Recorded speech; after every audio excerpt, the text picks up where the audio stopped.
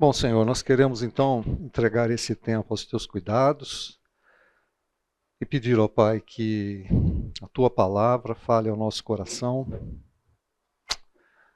e que nós possamos estar atentos às coisas que nós vamos ler, comentar, conversar sobre e que haja mudança na nossa vida e dentro da perspectiva do estudo, traços de caráter que a gente precisa trabalhar para que o teu nome seja honrado, seja glorificado.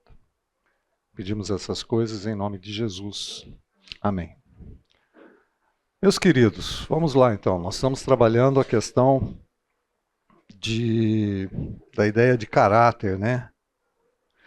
Como eu disse no começo, nós estamos trabalhando a ideia em cima daquele livro do Bill Hybels, mas a gente não está seguindo o livro, tá? Então, a ideia de quem é você quando ninguém está olhando. No primeiro momento, a gente trabalhou quem é o homem, sob a perspectiva das Escrituras, quem sou eu, sob a perspectiva das Escrituras. Depois foi tratado sobre caráter, sobre integridade. E no estudo passado, a gente falou sobre um traço do caráter que é servo.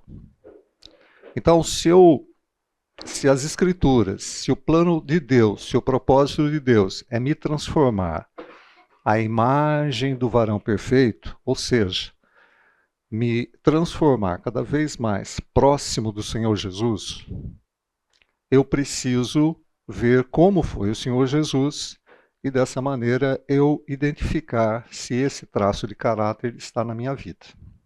Perfeito? Então, a semana passada nós trabalhamos essencialmente sobre o que é servo. E assim, para minha surpresa, o Fernando também falou sobre o que é servo no domingo à noite. Né? Eu estou cansado de dar material para ele. Chega, certo? Não passo mais material para ele. Porque, cara, é um tal de Sidão, eu vou falar sobre... Para, cara. Né? Tem vida própria. Isso. Mas assim, o Fernando foi falando sobre servo e eu estava lá, nossa, a gente abordou sobre essa questão, só falta ele falar alguma coisa diferente agora. Eu tenho que reunir a classe e conversar sobre o assunto. Mas então foi reforçado, né?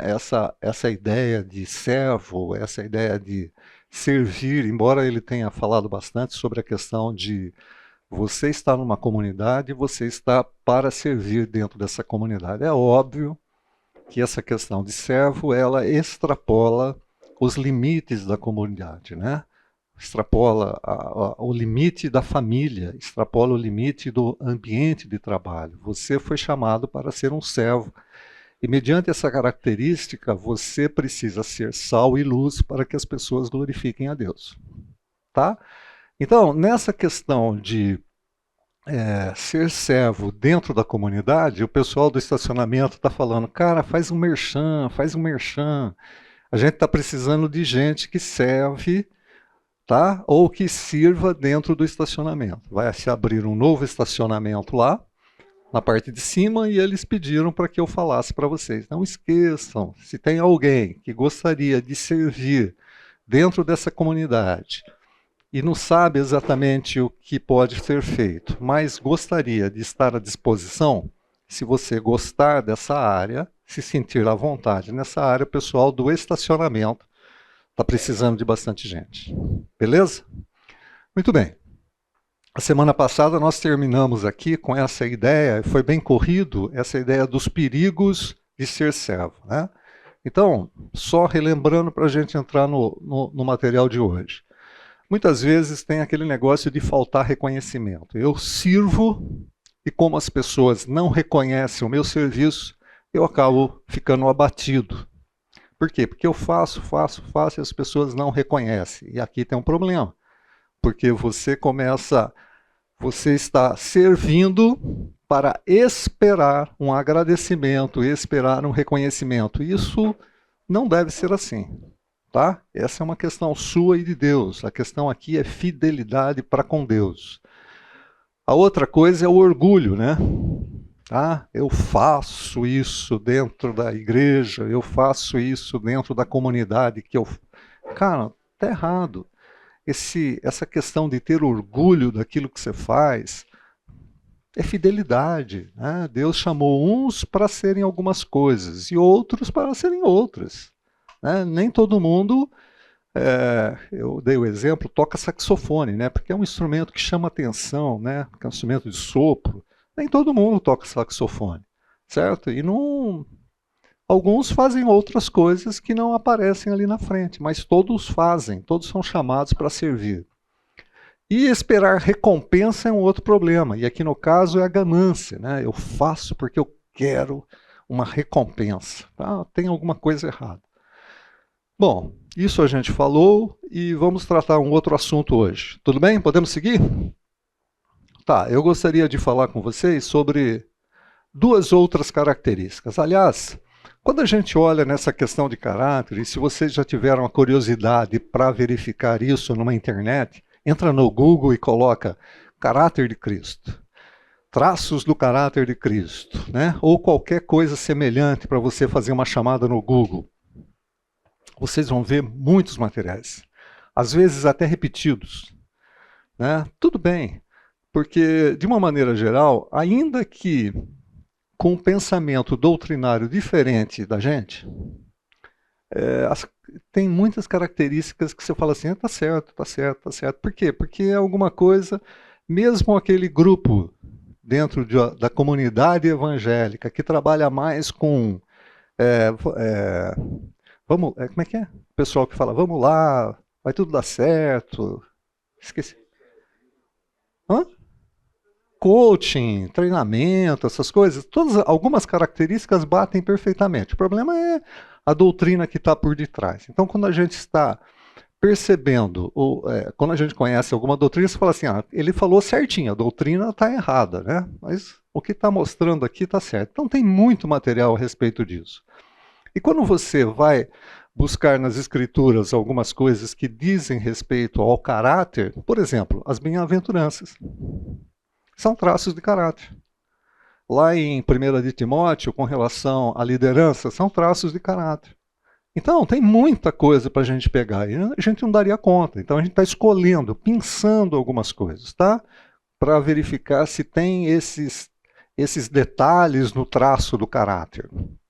Eu vou pegar hoje, se der tempo, duas das bem-aventuranças. A primeira é puros de coração e a segunda é pacificador. Mas eu gostaria de ler um negócio com vocês antes. Tá? E como a gente tem feito, discutir um pouco sobre o assunto. Todos estão lendo daí? Tá difícil? Não tem como aumentar, tá? Vamos lá. A mulher de César não basta ser honesta, deve parecer honesta. A famosa frase do título desse artigo é atribuída ao imperador romano Júlio César. Em 1º de maio de 62, a segunda esposa de Júlio César, Pompeia Sula, uma jovem muito bonita, promoveu uma festa em sua casa apenas para mulheres.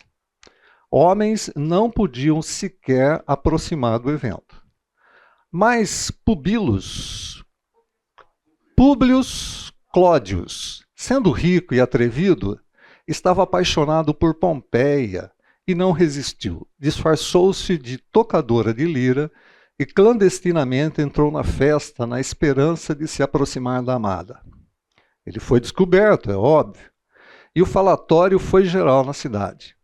Mesmo que não tivesse acontecido nada, segundo a história, imediatamente Júlio César se divorciou da esposa e disse: a mulher de César deve estar acima de qualquer suspeita. A mulher de César não basta ser honesta, deve parecer honesta. Passado mais de 2000 anos, essa frase continua sendo amplamente utilizada porque continua se provando verdadeira. Não basta ser, é preciso parecer ser quem se é.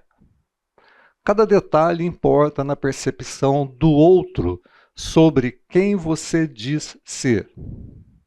Não se trata de criar um personagem, mas de saber transmitir as suas qualidades. O jeito como você se porta, o modo como você fala, como você se relaciona com os outros, como trata as pessoas, principalmente aqueles que estão em um nível hierárquico menor. E sim, a sua aparência, a sua vestimenta também são muito importantes, porque podem ter códigos visuais que corroboram ou não quem você é. Esse artigo eu encontrei Campo Grande News.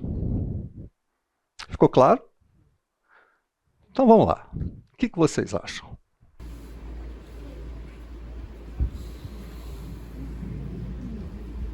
É aquela frase assim, né? Não importa, tinha até um louvor, né? Não importa o que pensar de mim, eu quero é Deus. Não importa o que vão pensar de mim, eu quero é Deus. Ok? Importa sim o que as pessoas pensam de mim. Uhum. Depende, às vezes, de como eu estou me comportando, pode não transparecer aquilo que é santo, que é o correto. Uhum. E se eu sou espelho para as pessoas como cristão, eu tenho que saber o que é que estão pensando de mim. Uhum. Bom, o que mais? Aí não basta ser cristão no nosso caso, tem que demonstrar isso, né? Oferecer Jesus para que as pessoas vejam em você que você é um cristão. Dessa forma. O que mais?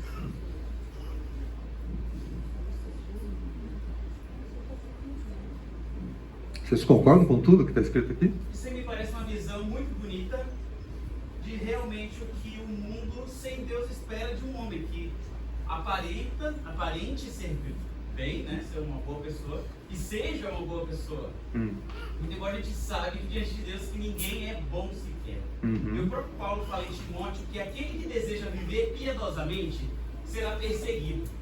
Por isso muitas vezes você é extremamente piedoso, mais mal falado, como a gente já falou em aulas anteriores aqui. Então, muitas vezes, ao mundo, a gente não parece ser bom, ou um mocinho da história. Mas diante de Deus, diante de quem nós vamos ser aprovados, a gente tem que ser. E aí? Ainda que haja limites, a percepção que os outros têm de você, o que você influencia essa percepção, você não pode garantir que você vai ter uma boa percepção. Isso é algo almejado. Está vendo que os critérios para liderança na igreja, um deles é ter boa reputação para com os de fora. Então, dá a entender que tem algo que a gente pode fazer que influencia essa reputação. Ó, isso daqui não tem nada de Bíblia, eu só peguei um artigo aqui, tá? Pra gente começar a trabalhar alguma ideia. Eu acho que assim, se você é realmente um cristão e isso não transparece, alguma coisa errada tem. Se você é cristão e isso não transparece, alguma coisa errada tem, ok? É a mesma coisa da qualidade, né? Se tem alguém que tem algum problema com alguém que vai ser líder numa comunidade, precisa saber qual é o problema, né? Mas a gente tratou aqui, pelo menos o Lucas deve ter tratado com vocês a respeito de integridade, não foi? Né? Ficou bem claro isso, né? Integridade. O que mais? Alguma coisa incomoda você nesse texto? A moça não teve culpa nenhuma. Deus se preparou a coisa para. O cara entrou clandestino, ainda ela é culpada. O que ela vai fazer? É, isso a gente tem que perguntar para o César. A gente tem que perguntar para o Júlio César. Se ele tivesse desconfiado, então, de alguma coisa. Ah, tinha, a cabeça tinha enrolado, né? O comportamento dela, ela pode ser uma pessoa séria, mas será que o comportamento dela transpareceu isso no Cláudio ali? Às vezes o comportar-se, por mais que não seja intencional, nos dias de hoje transmite que a pessoa não é tão séria assim. Mas eu preciso realmente ver como eu estou me comportando. Eu sou sério, eu não estou desejando ninguém, mas como eu me visto, como me comporto, é o meu comer às cegas. Né? Eu não posso classificar ninguém pela roupa, mas espera aí. O que eu quero dizer com essa roupa? Né? As escrituras falam que modéstia, né, é que nem canja, é bom e não faz mal para ninguém, né? Então, modéstia é bom, né?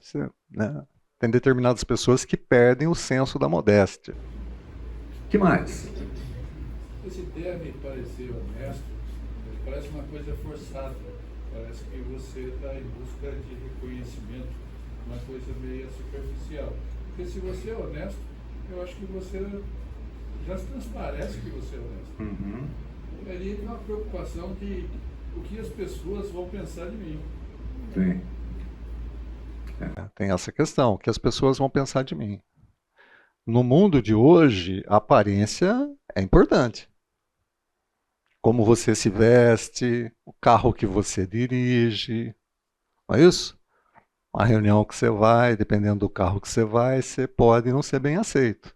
Uma reunião que você vai, dependendo da roupa que você pode não ser bem aceito. Esse é o mundo de hoje. Mais alguém? Acho que esse é um mundo desde que nasceu, né? Porque esse pensamento é justamente isso. A atitude de Júlio César, segundo o artigo, foi de colocar a aparência, o que poderiam pensar, ou se aquela atitude ou não. Agora, a honestidade não está diretamente relacionada com o que as pessoas vão pensar. Porque você pode passar por bobo, você pode passar por tolo, quando você quer fazer a coisa certa. Ok. Oi? Acho que para coisas que são materiais, tipo, por exemplo, riqueza, você não vai ser rico, você vai parecer rico, se a pessoa quer se mostrar. Mas com virtudes, como a integridade entra, como entra, tipo, aquilo que a pessoa faz quando ninguém está vendo, isso não existe. Eu não entendi. Você poderia...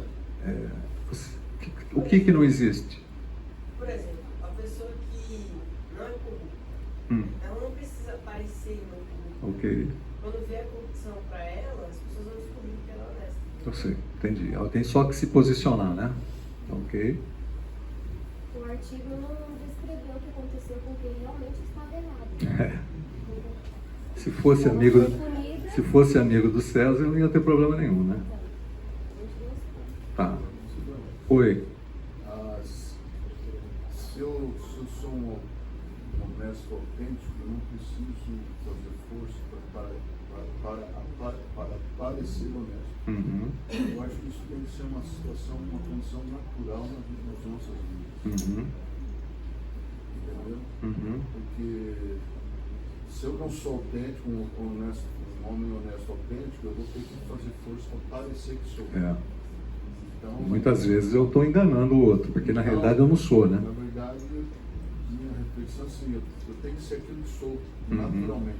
Então, se eu sou honesto, de fato, eu não preciso fazer força para parecer ou viver parecendo honesto. As minhas atitudes vão indicar para quem está à minha volta essa minha honestidade, essa minha integridade. Ok. Eu acho aí que o correto seria ser o inverso. Não, você não deve só parecer ser, você tem que ser. Tem que ser. Ok. Vamos lá, então. Pegar alguns textos bíblicos. A balinha de hoje já foi, tá? Então vamos lá. Provérbios, capítulo 23, versículos de 1 a 7. Esse texto é interessante porque ele vai dar a ponte para a gente entrar nessa questão de pureza de coração. Quando te assentares a comer com um governador, atenta bem para aquele que está diante de ti. Mete uma faca à tua garganta se és homem glutão. Está falando dele, tá? Não no governador. Não cobices os seus deliciosos manjares, porque são comidas enganadoras. Não te fatigues para seres rico, não apliques nisso a tua inteligência. Porventura fitarás os olhos naquilo que não é nada, pois certamente a riqueza fará para si asas, como a águia que voa pelos céus. Não coma o pão do invejoso, nem cobices os seus deliciosos manjares. Porque Como imagina em sua alma, assim ele é. Ele diz: come e bebe, mas o seu coração não está contigo. Vomitarás o bocado que comeste e perderás as tuas suaves palavras. Isso está lá na Ara. Vamos ver como é que a NVI ela traduz o versículo 7. Pois ele só pensa nos gastos. Ele diz: come e bebe, mas não fala com sinceridade. Então, a pessoa que fez o convite chega para o convidado e fala assim: come e bebe, mas ele está pensando em outra coisa, ele não está falando de maneira sincera. Tá? A NVI traduziu assim: ele só pensa no gasto. Tá? Na realidade, ele está falando come e bebe da boca para fora, mas ele não está falando isso com sinceridade. E você vai começar a comer essas comidas e vai acabar se envolvendo. E talvez o governador ou a autoridade queira algum favor seu. Então o provérbio está falando: toma cuidado. Assim como ele pensa, ele é. Na realidade, o que ele está fazendo não demonstra aquilo que ele é por dentro. A Bíblia, a mensagem de Eugene Peterson, traduz assim: ele será tão mão de vaca com você quanto é com ele mesmo. Ele dirá: coma e beba, mas não fala sério. Né? Ou seja, nós temos que tomar cuidado porque assim como a pessoa pensa no seu íntimo, ele é. Ele está exteriorizando alguma coisa, mas na realidade ele é outra. Tudo bem aqui? Podemos seguir? Então vamos falar um pouco sobre hipocrisia. Hipocrisia é o ato de fingir ter sentimentos, crenças, virtudes, ideias que não se tem de verdade. A pessoa hipócrita pode exigir dos outros que se comportem de acordo com um padrão moral que ela mesma não adota. A palavra hipocrisia vem do grego upokrisis, que significa desempenho de um papel. É o ator, né? É a ideia de ser um ator. Né? O ator, antigamente, eles colocavam uma máscara e representava se eles estavam sorrindo ou se estavam chorando. Uma série de máscaras. No teatro, os atores usavam máscara para representar os seus papéis das peças, o que deu origem à palavra hipócrita. Ficou claro o que é hipocrisia? Então, em outras palavras, hipocrisia é o quê? Você está representando alguma coisa que de fato você não é. O que você é, de fato? Aquilo que você pensa. Né? O seu interior é de fato e de verdade aquilo que você é. Você pode estar simplesmente representando um papel. Aí a gente tem que olhar para Mateus capítulo 23. Vocês lembram lá? Vamos ler juntos. Os ai de vós.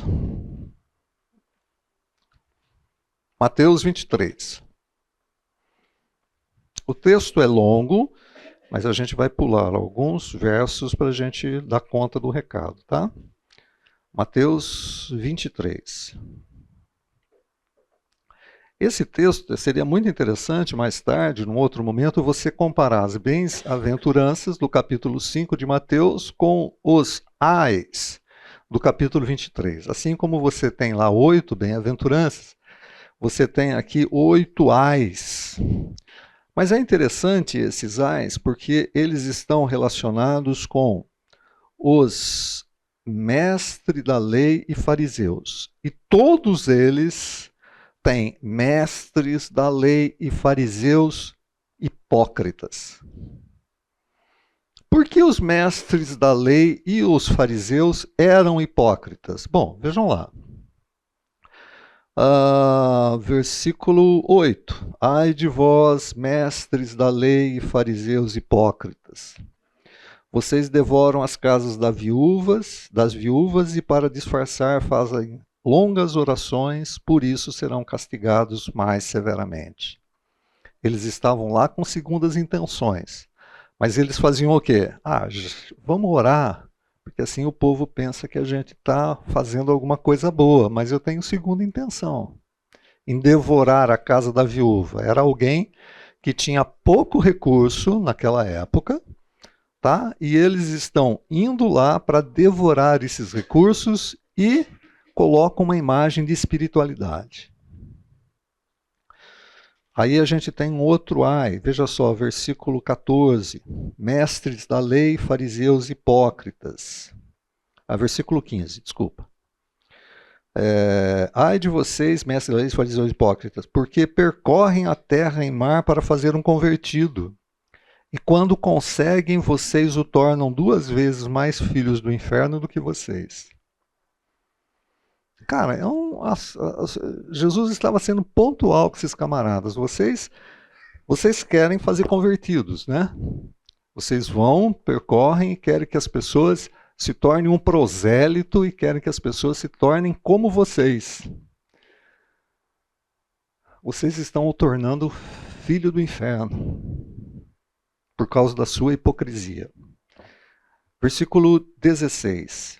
Ai de vocês, guias cegos, pois dizem, se alguém jurar pelo santuário, isso nada significa, mas se alguém jurar pelo ouro do santuário, está obrigado por seu juramento. Olha que coisa, hein? Então, o juramento não era permitido, mas é o seguinte, se você orar pelo santuário, tudo bem. O santuário era a representação da presença de Deus. Então, você ora. Não é para você fazer isso, mas se você jurar pelo santuário, tudo bem. E não cumprir o juramento, não tem problema. Agora, se você orar pelo ouro do santuário, aí você está comprometido com o ouro. Olha como foi distorcido o problema da hipocrisia. Lucas, capítulo 12, versículo 1. Hipocrisia como sendo o fermento dos fariseus. O que era o fermento do fariseu? Que vocês já devem ter lido muitas vezes esse texto. O que era o fermento dos fariseus? Por que a hipocrisia está relacionada com o fermento?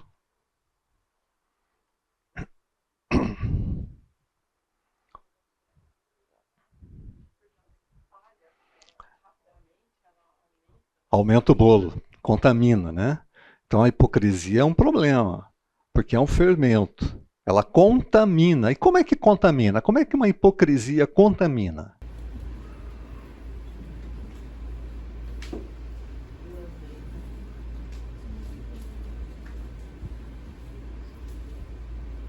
Principalmente porque ele fundamenta a ideia de que você não viver de acordo com aquilo que você é e vice-versa é normal. Uhum. Então, porque a hipocrisia é o seguinte, a pessoa vive o que ela não é. Uhum. É isso? E ela quer mostrar algo que ela realmente não é. Uhum. E isso pode parecer normal, como era com os fariseus. Eles pregavam algo que eles não conseguiam cumprir. Uhum. E as pessoas achavam que isso era normal. Então a contaminação é isso. Tá. Isso principalmente ligado com aquele outro texto que ele disse que Jesus fala que eles se esforçam para formar um prosélito e depois o prosélito acaba caminhando no mesmo caminho deles. Tá bom. Vamos tentar colocar isso nos dias de hoje dentro da comunidade. Tá certo? O camarada tem uma atitude hipócrita. Ele se mostra de um jeito, mas ele não é. Como é que ele vai contaminar o grupo?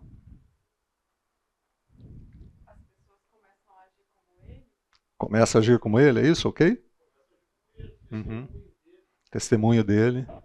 Começa a dar credibilidade para o testemunho dele. Começa a ter ações semelhantes a dele e isso vai contaminando o grupo. A ponto de você acabar tendo uma situação onde toda a comunidade passa a ser de um hipócrita, a comunidade inteira vivendo sobre hipocrisia. Né? E às vezes você até sabe que tem hipocrisia, mas você acaba fazendo o quê? Vista grossa. Você acaba ficando quieto. E ficar quieto com essa situação também é uma hipocrisia. Então percebam que é um problema. Tá? E Jesus está tratando esse problema com a liderança local. Com os escribas, com os fariseus, e ele está chamando, vocês são hipócritas. Vocês são simplesmente atores. E isso é um problema. Hipocrisia impede de ver os nossos próprios problemas. Lá em Mateus capítulo 7, versículo 5.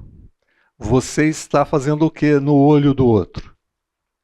Você está vendo o cisco no olho do outro, mas não está fazendo o quê? Tirando a trave. Tem um cisco no olho do outro, mas no seu olho tem uma trave. Né? Tem um pedaço de pau no seu olho. O cara tem um cisquinho lá e você tem um pedaço de pau. Você, porque você ser hipócrita, porque você não está tratando do seu problema, você está conseguindo ver um detalhezinho na vida daquele camarada, daquela pessoa, mas você tem um monte de outros problemas que você não trata. Isso é hipocrisia. É interessante que o texto fala que ele quer tirar o cisco do olho do outro, tendo uma trave no dele. Ou seja, aquela pessoa que vem e quer repreender o outro, quando ela não consegue nem ver a grandiosidade do problema dela. O estrago que ela vai fazer na vida do outro. Isso não acontece no nosso meio? Não? Isso não acontece, né? A gente gosta de ver o problema do... Hã? Só tem hipócrita. Só tem hipócrita. É. A gente gosta de ver o problema lá do camarada, mas o nosso a gente não senta e vai diante de Deus e fala assim, cara, tenho tanto nó aqui na minha vida. O problema é que um negócio não invalida o outro, né? E isso aqui eu queria trabalhar com vocês. Não invalida o outro. O fato de você ver um problema não invalida o fato de você de realmente ter aquele problema. Tá? E não invalida o fato de você também talvez tenha o mesmo ou problemas maiores, mas você não está tratando.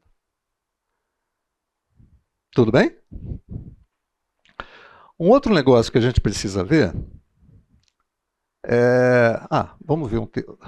Desculpa, eu acabei invertendo aqui. Volta.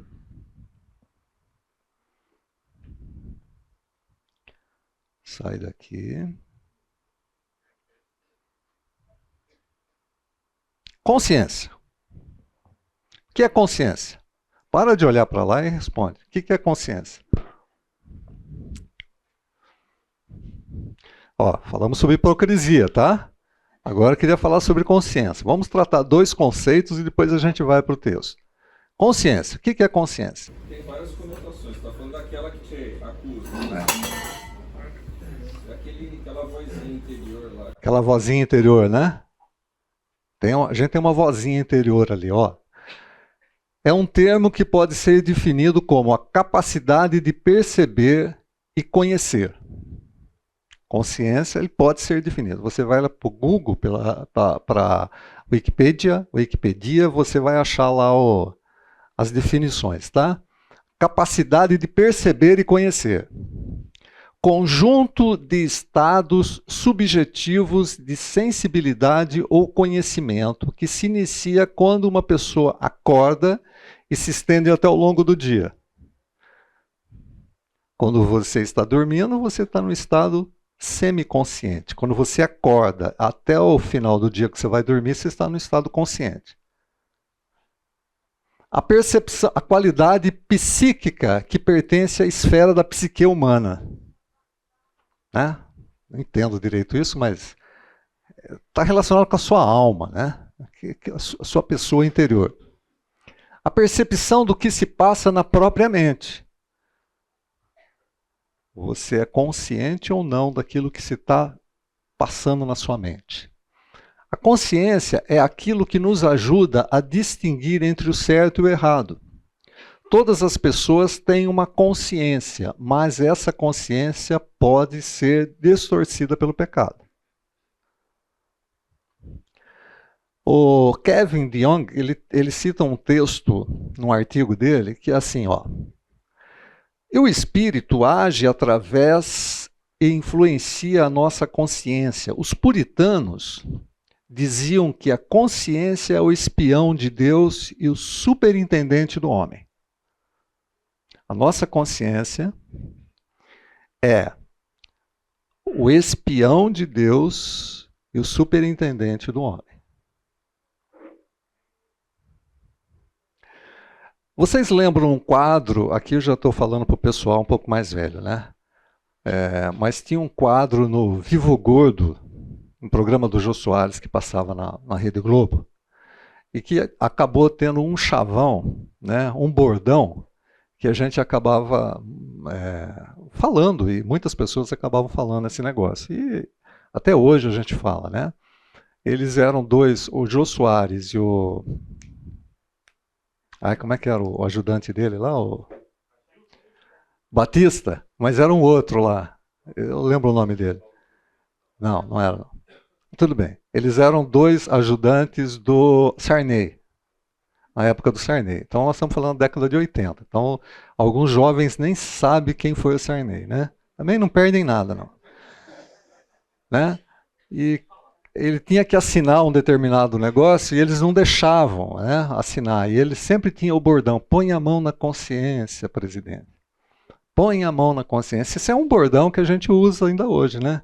Cara, põe a mão na consciência. O que significa isso? Pensa, né? Cara, pensa no que você vai fazer. Põe a mão na sua consciência, né? Reflita. Pense bem naquilo que você vai fazer. E esse bordão ficou muito claro, né? E a gente sempre falava, põe a mão na consciência. Até hoje a gente faz, né? O cara não põe a mão na consciência para ver o que significa isso, aquilo. Isso para e pensa naquilo que você está fazendo. Olha que coisa interessante em Romanos capítulo 2, versos 14 e 15. Texto também conhecido, mas vamos rever o texto. Romanos capítulo 2, versos 14 e 15.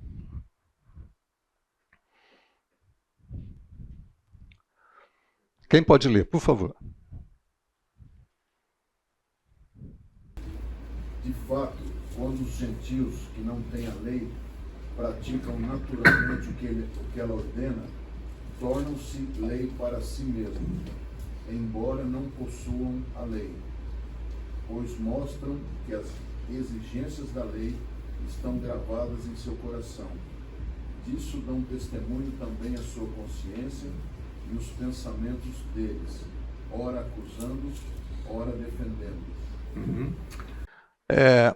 Embora seja um assunto um pouquinho problemático para se tratar, essa questão da consciência, porque envolve a psique humana, tem uma série de detalhes, em Romanos capítulo 2 fala que Deus colocou o quê? No coração dos homens?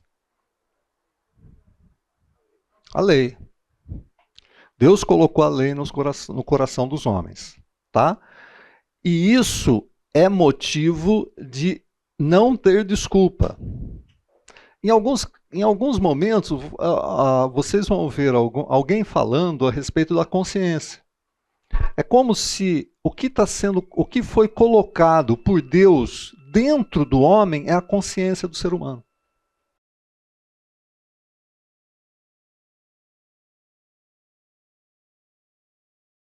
A gente viu que em Romanos, capítulo 2, a E muitas vezes, essa questão, onde é que Deus colocou a lei, afinal de contas? É na nossa consciência, nessa questão do ser humano interior, né? O ser humano sabe o que é certo e o que é errado. O ser humano sabe o que é certo e o que é errado. Contudo, esse interior, essa consciência, pode estar com alguns problemas. Vejam só.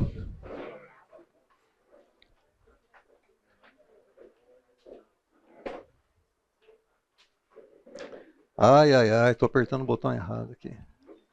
Vejam só alguns problemas que as Escrituras falam a respeito de consciência. Tá, gente? Nós vamos rever isso, porque é um assunto conhecido com vocês. Primeiro, em 2 Coríntios, capítulo 1, 2 Coríntios, vamos ler, tá? Vamos lá, vamos abrir aí. 2 Coríntios, capítulo 1, verso 12.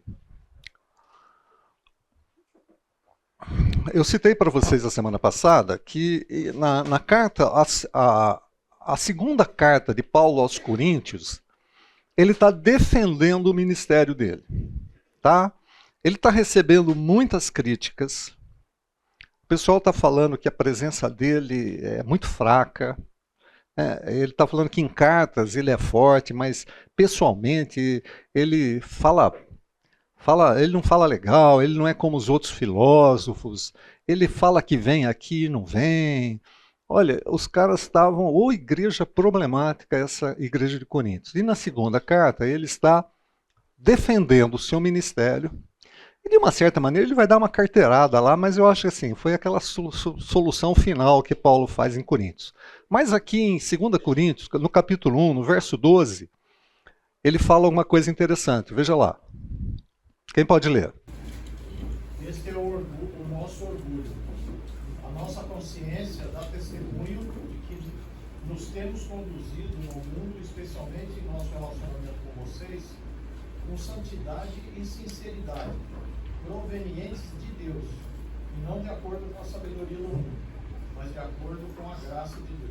Ok, Paulo está dizendo para a igreja, olha, eu tenho a consciência limpa com relação à ação que eu tive com vocês. Tá?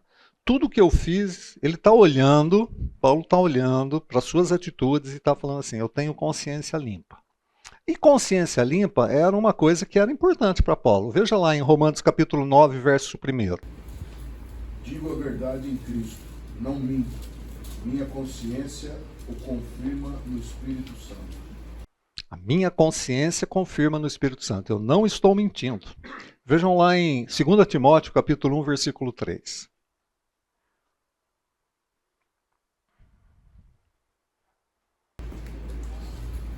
Dou graças a Deus a quem sirvo com uma consciência limpa, como o serviram os meus antepassados ao lembrar-me constantemente de você, noite e dia, em minhas orações. Ok, Paulo está dizendo que ele tem a consciência dele limpa. Isso é muito importante, já. Porque esse negócio de ter a consciência, gente, é um negócio delicado de se trabalhar com ela. A gente tem que olhar e falar assim, a minha consciência diante de Deus, tá? Não é diante do outro, ou diante de mim mesmo. Eu tenho a minha consciência, eu tenho que... Qual que é o meu parâmetro para a minha consciência estar limpa? É olhar para Deus. É olhar para os princípios de Deus e falar assim, diante do Senhor, a minha consciência está limpa. Diante da ação que eu fiz, a minha consciência está limpa. Bom, tem a questão, eu vou pular Hebreus capítulo 10, a gente vê depois. Tem aquela consciência cauterizada. O que é uma consciência cauterizada? É a prática constante do errado, você acaba se habituando ou com essa normalidade. Então hoje a gente escuta muito o crente dizer, né? Eu vou fazer um negócio, vou fazer alguma coisa, estou em paz com meu coração. O coração, segundo Jeremias 17, é enganoso. Então a consciência dele está de acordo com o coração. Se a gente fizer aquilo que o coração se agrada, é lógico que a gente vai sentir essa paz. Mas você falou, mas e aí? Diante de Deus, que dificilmente a gente vai ficar tranquilo, porque aquilo que foi de acordo com Deus vai contrariar os nossos desejos. Então acho que a consciência tem que tomar cuidado. Você está de acordo com o meu coração? Aonde está meu coração?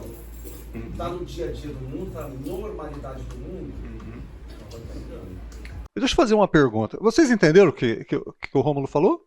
Quer dizer, às vezes o coração está falando que eu estou feliz, eu estou alegre, eu estou contente, o coração não está me acusando, mas na realidade você está com a consciência cauterizada, você não está percebendo que diante de Deus você está fazendo coisa errada. Você acha que isso é natural. Perdeu a sensibilidade. Então a pergunta que fica é o seguinte: o crente, o cristão, pode ter a consciência cauterizada? Opa! Senti não e senti um sim, assim, severo. Eu acho que não deve buscar, mas não deve. Não deve. Eu acho que quando você perde o foco em Cristo, você vai se tornar um hipócrita.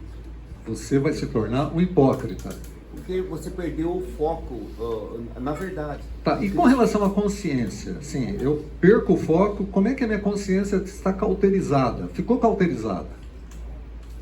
Na distância de Cristo. Na distância de Cristo. Se ele se afastar, a tendência nossa é achar que o mundo está correto. Então não podemos afastar.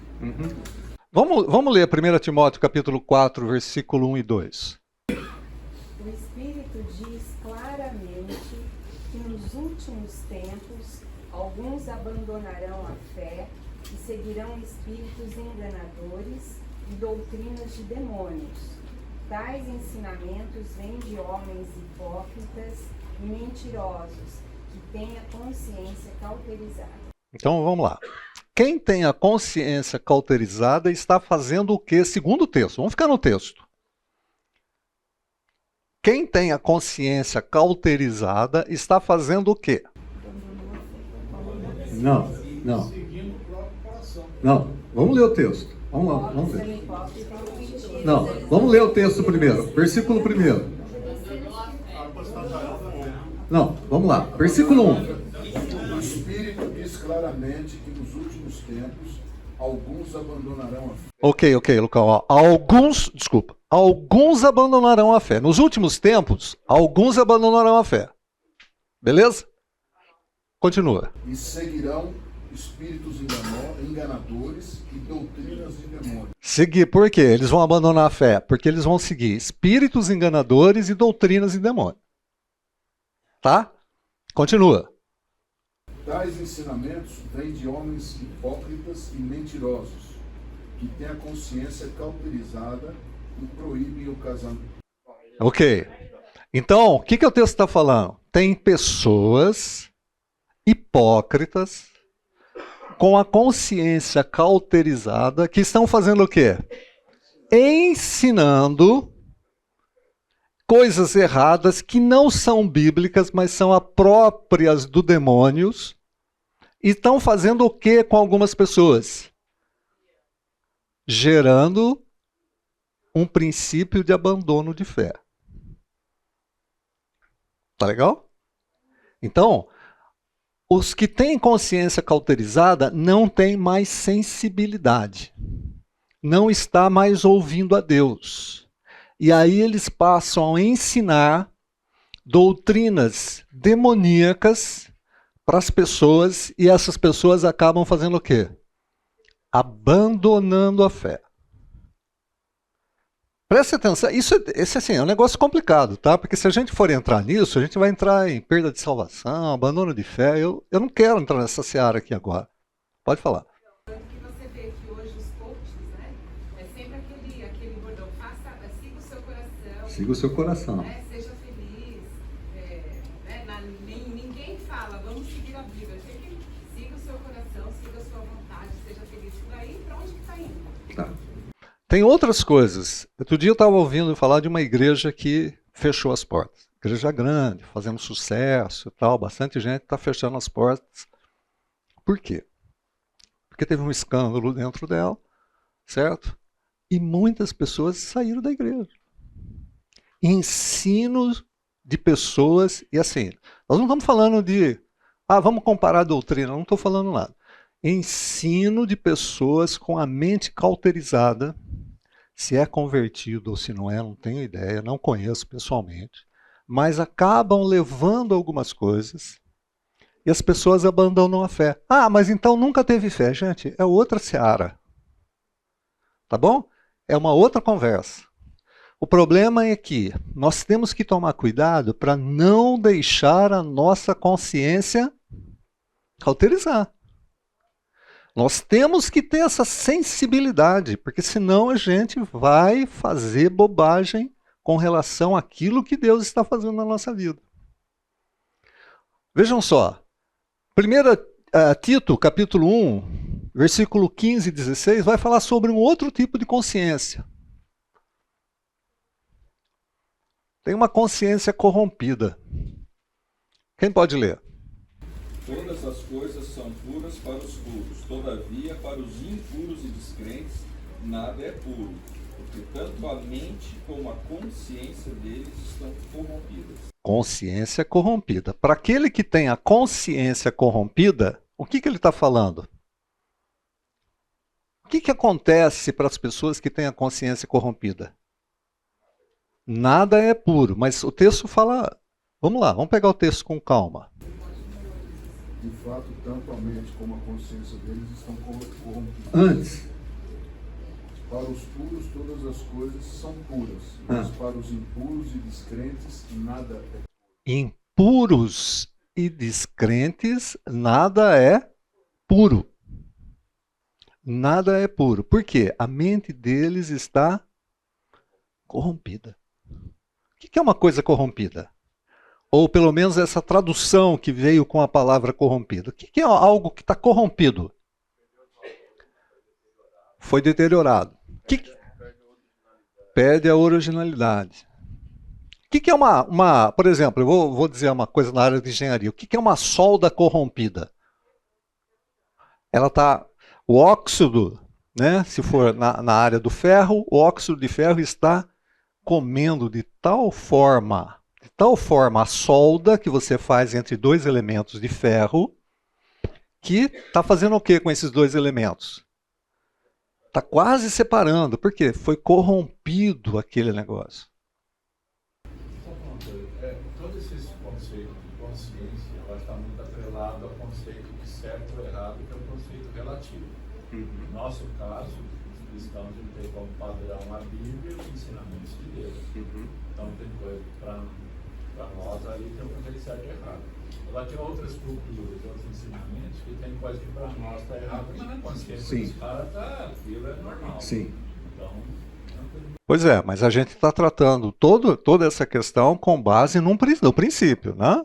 Nós estamos aqui partindo do princípio que todos nós entendemos que temos que ter a consciência de acordo com as Escrituras, de acordo com aquilo que a palavra de Deus fala. Só acrescentando que todos os textos que nós estamos vendo são textos escritos para cristãos. Para cristãos. Tá? Foi escrito para a igreja. E vamos voltar aqui. Ainda que tenha costumes diferentes, porque é uma sociedade muito diferente da gente. O texto de Romanos, capítulo 2, que a gente leu, diz que o certo e o errado está gravado no coração. Está gravado na consciência. Tá bom? Tá bom, é relativo. Mas está gravado lá. Por causa disso, não tem desculpas diante de Deus. Aliás, o ser humano não tem desculpa diante de Deus por causa dessa questão e por causa do quê? Da revelação. Tive um professor de direito, isso há uns 500 anos atrás, e ele falando de certo e errado, ele fala que algumas coisas todo mundo sabe que é errado. Ele deu até um exemplo. Um cara chutar a barriga de uma mulher grávida de 9 meses, qualquer cultura vai entender isso como errado. Então, tem conceitos que é errado para todo mundo. Bom, tem um outro tipo de consciência que as Escrituras vai citar, que é a consciência fraca. Tá? Que está lá em 1 Coríntios capítulo 8. Deixa eu falar um pouco o que estava acontecendo ali. Ali eles não tinham açougue, não tinha o CIF, né? Aquilo que vem carimbado na carne, é isso mesmo, né? Não tem CIF, não tinha nada, cara. Tá legal? Então, o que os camaradas faziam? Matavam um determinado animal, tá? E o costume, nós temos que lembrar que a igreja está começando. O evangelho está sendo pregado, as pessoas estão se convertendo e estão vindo lá onde? Ou vem do judaísmo, ou vem do paganismo. E qual era o costume dos pagãos? Sacrificar o animal para o seu Deus. Ah, existia? Não. Não existe Deus. Só Deus. Eles faziam o sacrifício. Esse alimento, o que eles faziam com esse alimento? Vendia no mercado. Tá certo? Aí você ia comprar um alimento no mercado. Você ia comprar carne, você queria um bife, queria uma picanha. Tá? Mas chegava lá, aquele alimento foi oferecido para ídolo. E agora? Come ou não come? Hoje você fala come, e eles no começo? Imagina, os caras estão saindo daquele negócio, entrando, o cristianismo está falando, tal, começando, as pessoas se convertem, saem. Agora fica esse negócio, come ou não come? A carne eu quero comer, mas a carne é sacrificada ao ídolo. Nós temos Bíblia hoje, eles não tinham. O Espírito estava falando ao coração deles. Eu morei na época de faculdade com um irmão nosso que falou que jamais iria trabalhar numa indústria de cigarro.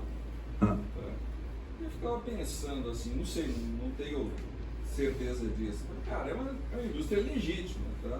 Paga imposto. Paga imposto, tá? Tá tudo dentro da lei. Qual que é o problema de você, como cristão, trabalhar numa indústria de cigarro que produz bebida alcoólica? A gente tem outros Você não vai trabalhar na Antártica, né? A gente tem outros dilemas hoje. Esse daí é um dilema que não é próprio da nossa cultura, mas certamente se a gente parar para pensar, tem um monte. Tem um monte de coisas. Então, naquela época era um problema, gente. Imagina, agora come ou não come, come ou não come, come ou não come, Paulo vai escrever, porque chegou até ele essa informação. Tá? Chegou até Paulo essa informação. Como é que ele vai tratar isso? Como é que Paulo tratou isso? Deixa eu te perguntar. Os cristãos, nós crentes, estamos isentos? Desculpa? Nós cristãos, estamos isentos dessas questões? Porque muitas vezes assim, ó, a pessoa sabe tudo da Bíblia, de todo o ensino que Jesus deixou, mas você vê muito por aí, né? Ah, ele pagou imposto, sabe? Isso todo mundo faz, não tem problema. Isso é um problema. Pagar o imposto. Sei lá, vou viajar para fora do país. Ah, eu vou trazer lá escondido na mala, ninguém vai ver, ninguém vai perceber. E você é cristão. Você está lá na igreja louvando, participando do ministério. Então eu penso que assim, não estamos isentos. Não. Por isso que nós temos que estar sempre com a palavra de Deus. Sim, eu concordo plenamente com você. Deixa eu voltar aqui a consciência, deixa eu voltar um pouquinho a consciência fraca. Como é que Paulo tratou essa questão lá em Coríntios? Com base no amor ao próximo. O amor ao próximo. Então, se aquilo que você vai fazer vai escandalizar ou atrapalhar a fé do irmão que tem a consciência fraca, não faça. Ou seja, não tem problema nenhum. Paulo está falando assim, não tem problema nenhum, cara. Pode comer à vontade a carne, mas você tem um irmãozinho que tem a consciência fraca.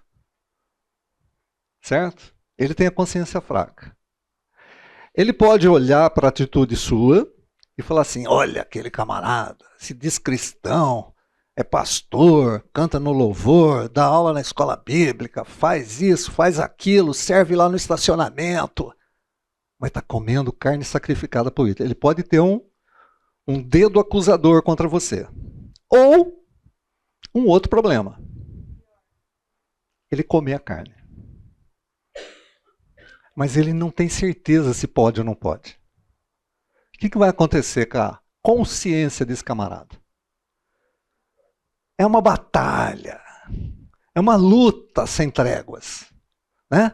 O cara come, mas ele fica, será que eu devia ter comido? Será que vai fazer mal para mim? Será que eu cometi pecado? Será que? Ele vai ter uma luta contra a consciência. E lutar contra a consciência, nesse caso, é um problema. Você não tem certeza do que você está fazendo. Se você não tem certeza do que você está fazendo, as escrituras falam o quê?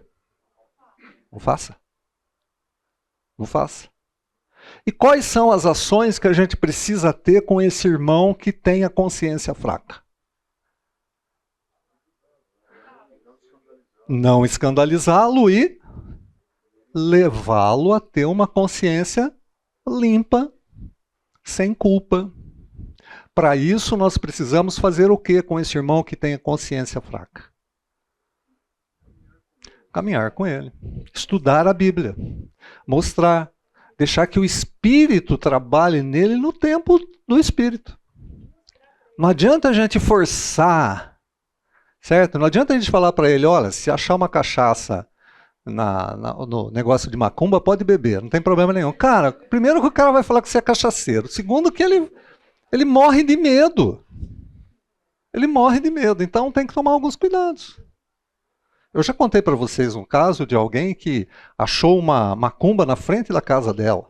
Da pessoa, era mulher, e ligou na igreja e falando assim, cara, eu achei isso, achei aquilo, tal, eu estou com medo. Cristão, dentro da igreja.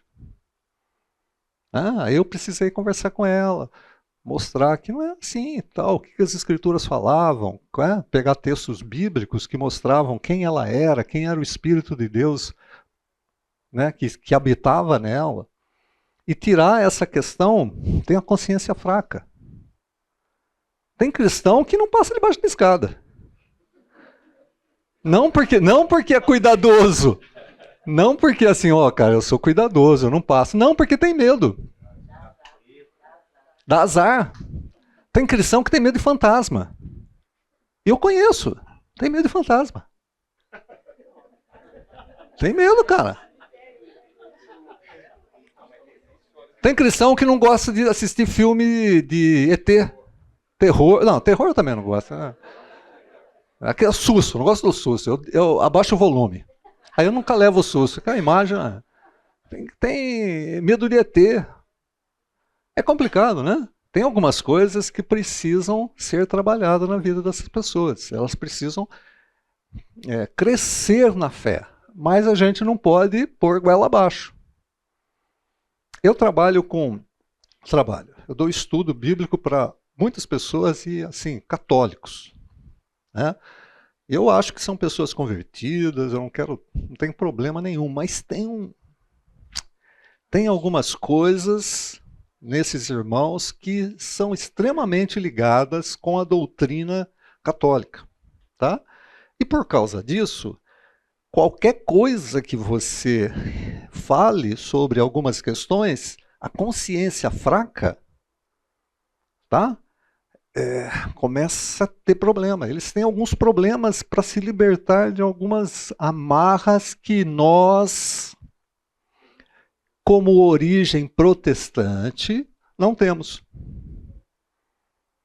Isso é muito comum entre os irmãos que são sérios com Jesus, com a palavra, comungam com a sua igreja dentro do catolicismo, mas tem algumas coisas que você fala das escrituras e difícil a mudança.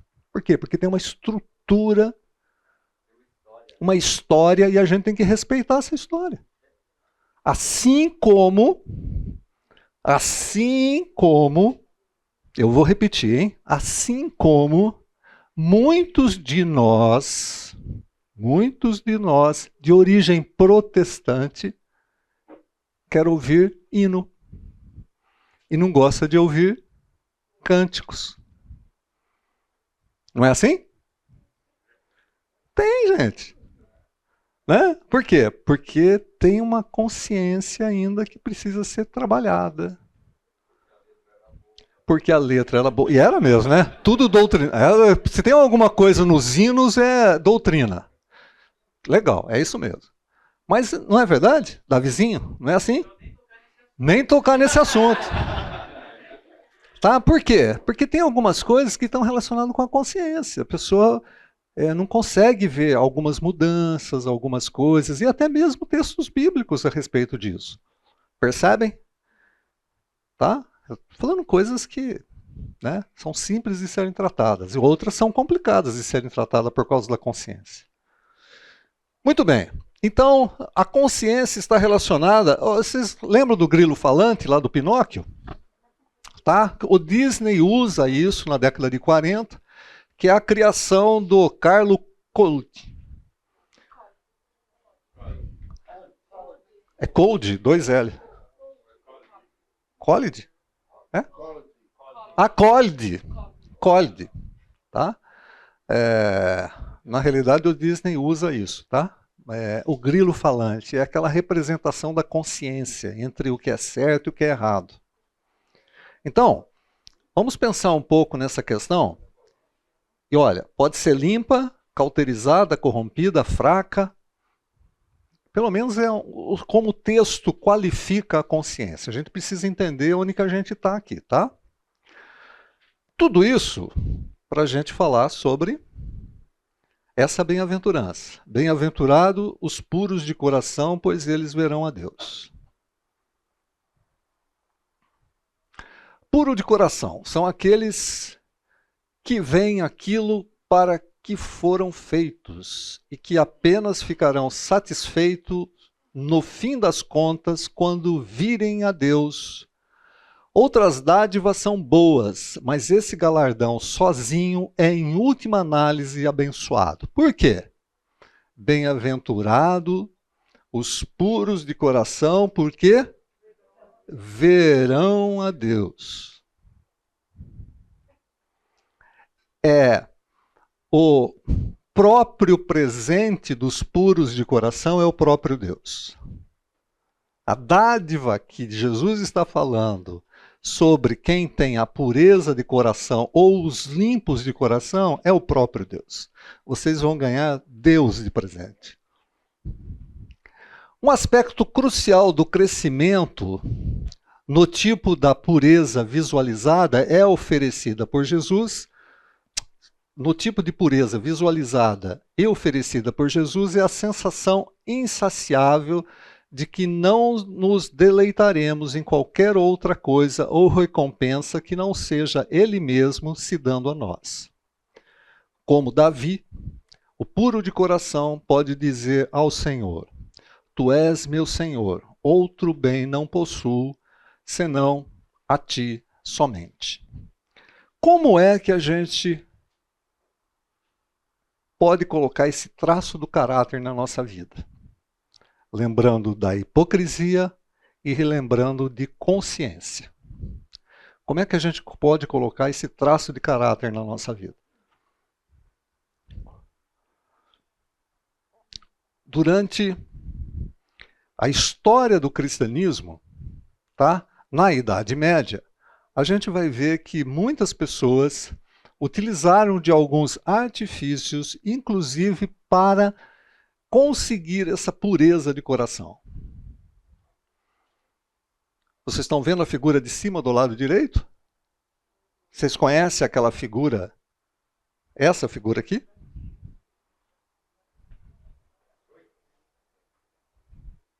Quem já ouviu falar, conhece essa figura?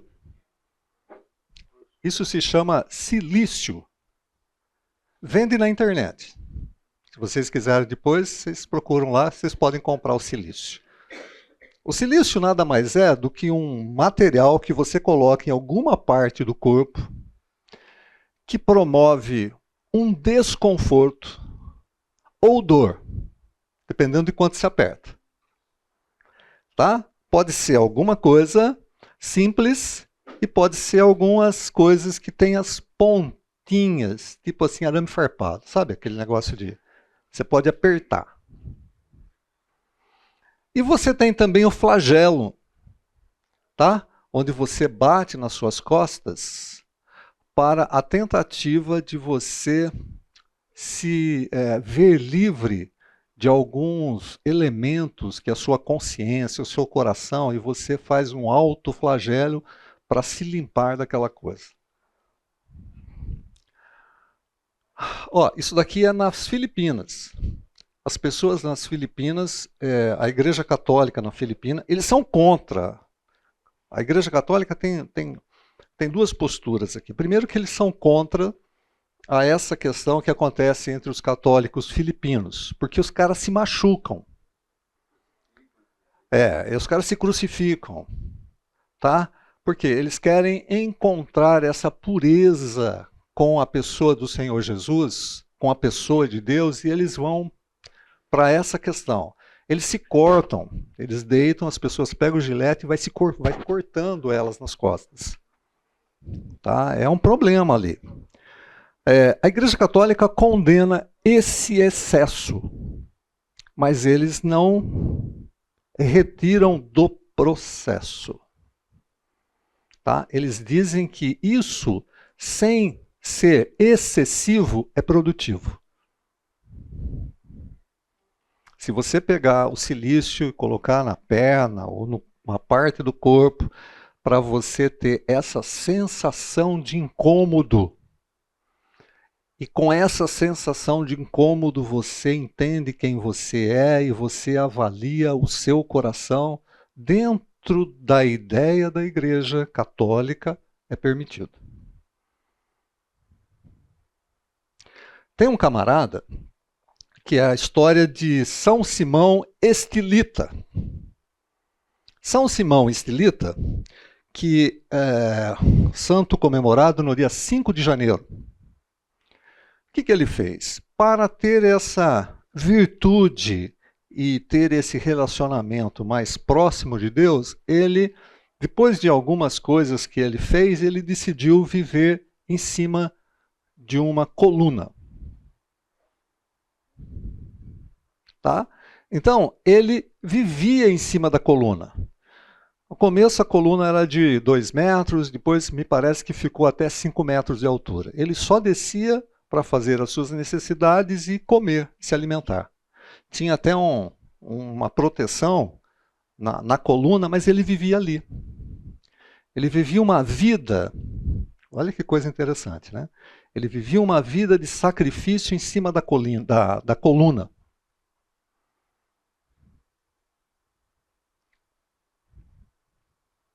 Estranho para vocês? Muito estranho. Muito cair de lá, né? Muito estranho para vocês. Para nós, porque nós temos uma origem protestante. Tá? Quem não tem essa origem protestante não tem problema com essas coisas. A base é penitente. Eles estão fazendo uma penitência. Muito bem. Por que eu estou falando isso a respeito de um coração puro? Como é que o ser humano pode ter um coração puro ou um coração limpo? A gente já tem todas as bases para trabalhar essa questão. Primeira pergunta. Posso ter um coração puro ou limpo 100% das vezes, 100% do tempo? Não. Certo? Não. Por quê? Porque eu sou pecador. Tá bom? Como é que eu faço para ter um coração limpo? Comunhão com Deus. Cristo falou. Pequei, meu coração não está puro, o que é que eu tenho que fazer? Preciso colocar silício? Preciso dar a bater? O que é que a Bíblia fala para eu fazer? Uma transformação na palavra, uma transformação pela consciência em Cristo. Ok. Mas o que é que a Bíblia fala se eu errei, pequei, meu coração não está... Confessar, gente. Onde está isso?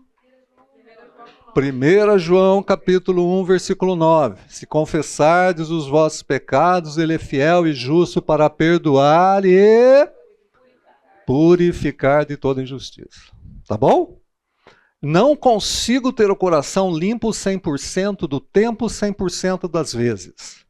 Mas quando isso acontecer, eu tenho que ir até Deus e confessar. Porque quando eu confesso, ele é fiel e justo para perdoar e purificar. Salmo 51, versículo 10, versículos 16 e versículo 17. Cria em mim, ó Deus um coração puro e renova dentro de mim um espírito inabalável. Pois não te comprases em sacrifícios, do contrário, eu te daria, e não te agradas de holocaustos. Sacrifícios agradáveis a Deus são o espírito quebrantado, coração compungido e contrito, não o desprezarás, ó Deus.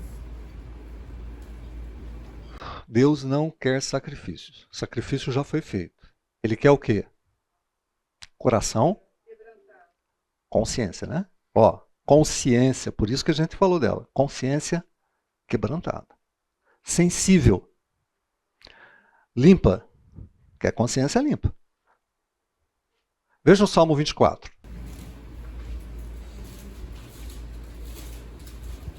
O Senhor é a terra e a sua plenitude, o mundo e aquele que nele habita. Porque ele afundou sobre os mares e afirmou sobre os rios. Quem subirá ao monte do Senhor, ou quem estará no seu santo lugar? Aquele que é limpo de mãos e puro de coração, que não entrega a sua alma à vaidade, nem jura enganosamente. Ele receberá a bênção do Senhor e a sua justiça do Deus da tua salvação. Espera um pouquinho só, Antília. Olha como começa o texto do Salmo 24. Quem subirá no monte do Senhor? Quem estará na presença do Senhor? Quais as características? Mãos limpas, coração puro e não recorre a ídolos. Nós fazemos isso? Não. A gente não consegue. A gente tem que estar se limpando constantemente. Não é isso? A gente tem que se limpar constantemente. Olha a continuidade do Salmo. Este receberá a bênção do Senhor e a sua justiça, de Deus Altíssimo da sua salvação. Esta é a geração daqueles que buscam a tua face, ó Deus de Jacó. Levantai, ó portas, as vossas cabeças, e levantai-vos, ó entradas eternas, e entrará o Rei da Glória. Quem é esse Rei da Glória? O Senhor forte e poderoso, o Senhor poderoso na guerra. Levantai, ó portas, as vossas cabeças, levantai-vos, ó entradas eternas, e entrará o Rei da Glória. Quem é o Rei da Glória? O Senhor dos Exércitos. Ele é o Rei da Glória. O Salmo começa assim: quem vai entrar no lugar santo? Aqueles que fazem isso, fazem isso, fazem isso. Depois o Salmo fala assim: levantai, ó portas, as vossas cabeças. Levantai-vos, ó portais eternos, para que entre o Rei da Glória. Quem é o Rei da Glória? O Senhor forte e poderoso, Ele é o Rei da Glória. O que ele está falando nessa última parte do Salmo? Ele entrou na glória. Tá? É uma figura que abra portas para que entre o Rei da Glória. Ele tem coração limpo, ele tem as mãos limpas, ele fez. Nós estamos seguindo o Rei da Glória. Seguir o Rei da Glória. Ele já entrou. Nós temos que seguir o exemplo. Nós temos que ser como ele é. Limpeza de coração tem que ser traço do nosso caráter. Limpeza de coração tem que ser uma avaliação diária da nossa consciência, de maneira constante, e vermos se nós podemos estar como as bem-aventuranças dizem. Bem-aventurados os puros de coração, porque eles verão a Deus. Eles entrarão atrás do Senhor Jesus, que já entrou, porque Ele é o Rei da Glória. Amém? Foi muita pregação?